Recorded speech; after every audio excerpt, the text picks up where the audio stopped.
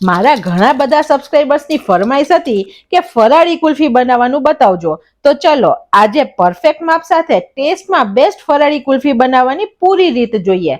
Video પસંદ આવે તો લાઈક આપી રૂપલ્સ ટેસ્ટી ટ્રીટ્સને સબસ્ક્રાઇબ જરૂર કરજો. Happy cooking, enjoy eating. સૌથી પહેલા આપણે 1 લીટર ફૂલ ફેટ દૂધ લીધું છે. હવે દૂધને ગરમ કરવા માટે એક કડાઈ લીધી છે અને દૂધ ગરમ થતા તળિયામાં ના ચોટે તેની માટે 3-4 ચમચી જેટલું પાણી એડ કરીએ. આવું કરવાથી દૂધ તળિયામાં બિલકુલ નહીં ચોટે. ગેસની ફ્લેમ મીડિયમ રાખીએ અને દૂધ એડ કરીએ. હવે દૂધને આપણે એક ઉભરો આવવા દઈએ. અત્યારે તમે જુઓ તો આ હોલથી અહીંયા સુધીનું એટલે કે એક વેઢા જેટલી જગ્યા છે તેટલું દૂધ છે. આપણે જેમ ઉકાળશું તેમ દૂધ ઓછું થતું જશે, કેમ કે દૂધ બળશે અને તેનો માવા જેવું ટેક્સચર થતું જશે. તો હું તમને બતાવીશ પણ ખરી કે તમારે ક્યાં સુધી ઉકાળવાનું છે. એક છે આ લેવલ વાળી રીત અને બીજી છે આ ચમચાની રીત. તમે આવી રીતે ચમચો હલાવીને જુઓ તો બિલકુલ દૂધ અત્યારે ઉપર ચોટ્યું નથી, તો હજુ દૂધ આપણું બિલકુલ ઉકળ્યું નથી. હવે આપણા દૂધને ઉભરો આવવાની તૈયારી છે. આપણે 8-10 દાણા કેસરના લઈએ અને દૂધને આપણે એકવાર હલાવી લઈએ અને 1 ચમચા જેટલું ગરમ દૂધ આપણે કેસરમાં નાખીએ, જેથી કેસર સરસ કલર છોડશે અને ફ્લેવર પણ બહુ સારી આવશે. પહેલા લગભગ આપણે 5-1 મિનિટ ઉકળવા દઈએ. 5-1 મિનિટ પછી આપણે કેસરવાળું દૂધ એડ કરી દઈએ, જેથી તે સરસ ઉકળશે અને ફ્લેવર બહુ સારી આવશે અને કલર એ સરસ આવશે. ટોટલ 6-7 મિનિટ જેટલો સમય થઈ ગયો છે અને આપણે ખાંડ એડ કરીએ. અત્યારે મેં રૂટીનની 8 ચમચી એટલે કે અડધા કપ જેટલી ખાંડ લીધી છે.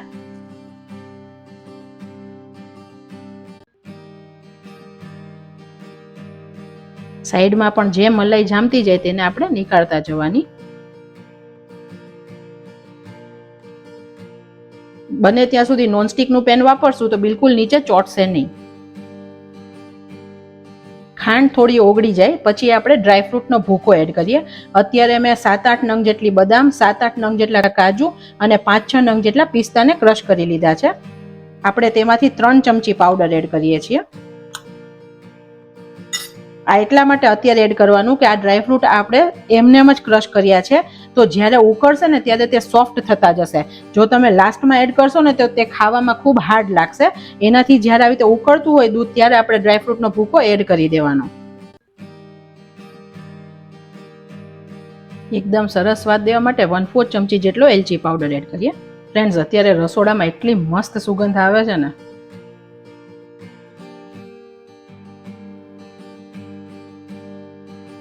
અને કેસર પહેલા નાખ્યું તો તેનો કલર પણ હવે સરસ આવે છે.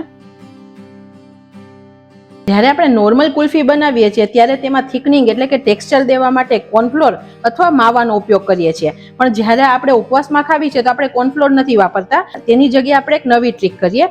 12 નંગ જેટલા કાજુ છે જેને 15 થી 20 મિનિટ માટે ગરમ પાણીમાં પલાળી દીધા છે. હવે આપણે તેની પેસ્ટ બનાવીએ. જરૂર લાગે ક્રશ ના થાય તો 1 ચમચી પાણી નાખીને તમે ક્રશ કરી શકો છો. મેં પણ 4 થી 5 ચમચી પાણી એડ કરી અને આવી રીતે સ્મૂધ પેસ્ટ બનાવી છે. તમને બતાવું પણ ખરી, બિલકુલ દાણા નથી, એકદમ સ્મૂધ પેસ્ટ છે. આવી પેસ્ટ આપણે બનાવવાની છે. બનાવેલી કાજુની પેસ્ટ એડ કરી દઈએ. ગેસની ફ્લેમ અત્યારે સ્લો રાખવાની અને બધું દૂધ નાખીને આપણે પેસ્ટ લઈ લઈએ. તમને આના પછી ફરક દેખાશે કે 3 થી 4 મિનિટમાં દૂધ સરસ ઘાટું થવા લાગશે. હવે ગેસની ફ્લેમ આપણે મીડિયમ કરી દઈએ પાછી. તમને દેખાડું કે દૂધ હવે ઘાટું થવા લાગ્યું છે. લગભગ 9-10 મિનિટ જેટલો સમય થઈ ગયો છે. આ ઘરની કુલ્ફીમાં ફ્રેન્ડ્સ કોઈ કલર, એસન્સ, પ્રિઝર્વેટિવ કંઈ જ નથી. આપણે એકદમ પ્યોર વસ્તુથી બનાવીએ છીએ તો આપણને એક સંતોષ પણ રહેશે કે આપણે એક સરસ વસ્તુ ઘરે બનાવીને ખાધી છે અને કોઈ લાંબો સમય જતો નથી અને કોઈ લાંબી વસ્તુ જોતી નથી. આપણે રૂટીનની વસ્તુથી જ બનાવી દઈએ છીએ. તો ઉનાળામાં આવી વસ્તુ આપણે બનાવીને રાખીએ ને તો આપણા ઘરનાને પણ એકદમ મજા આવી જાય. આ રીતે ચેનલમાં મેં ઘરે ગોલા કેવી રીતે આસાનીથી બને છે તે પણ બતાવ્યું છે અને તે પણ પ્રિઝર્વેટિવ ને કલર વગર મેં રિયલ ફ્રૂટમાંથી સિરપ બનાવીને ગોલા બનાવવાનું બતાવ્યું છે. હવે હું તમને બતાવું લગભગ 12 મિનિટ જેવો સમય થઈ ગયો છે, પણ દૂધ હજી ચમચાને એટલું કોટ નથી કરતું કે ચમચો ના દેખાય. તો હજી આપણે દૂધને ઉકાળવાનું છે. અને તમે જોઈ શકો છો કે ડ્રાયફ્રૂટ કુલ્ફીનો કલર સરસ આવી ગયો છે. તમે જુઓ દૂધ ઘણું બધું ઘાટું થઈ ગયું છે અને જે માપ હતું તેનાથી ડબલ ઉકળીને અડધું થઈ ગયું છે.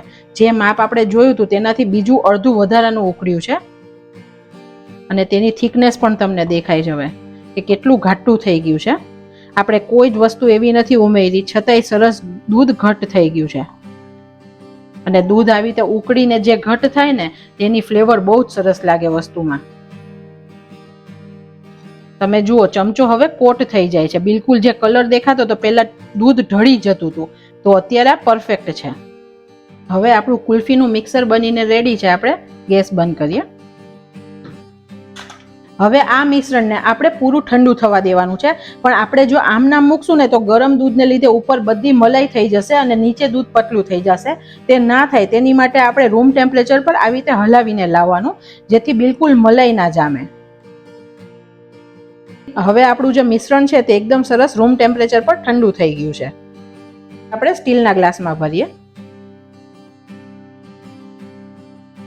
ગ્લાસને આપણે સિલ્વર ફોઇલથી કવર કરીએ, જેથી તેની ઉપર બરફ ના જામે. થોડો કટ આપી દઈએ અને આવી રીતે કોઈ પણ સ્પૂન અંદર મૂકી દઈએ. આને આપણે ઓવરનાઇટ અથવા 8 થી 10 કલાક માટે ફ્રીઝરમાં ફ્રીઝ કરવાની છે. તે જ રીતે પેપર કપમાં ભરીએ. તમારા ઘરે જે પણ વસ્તુ અવેલેબલ હોય તેમાં તમે ભરી શકો છો. તેને પણ સેમ રીતે ફોઇલથી કવર કરીએ.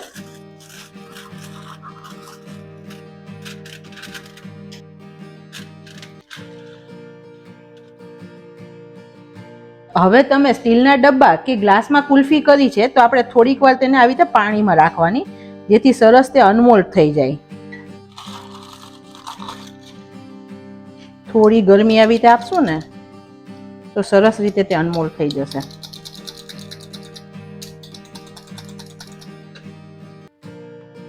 વાવ ફ્રેન્ડ્સ, એકદમ મસ્ત નીકળી.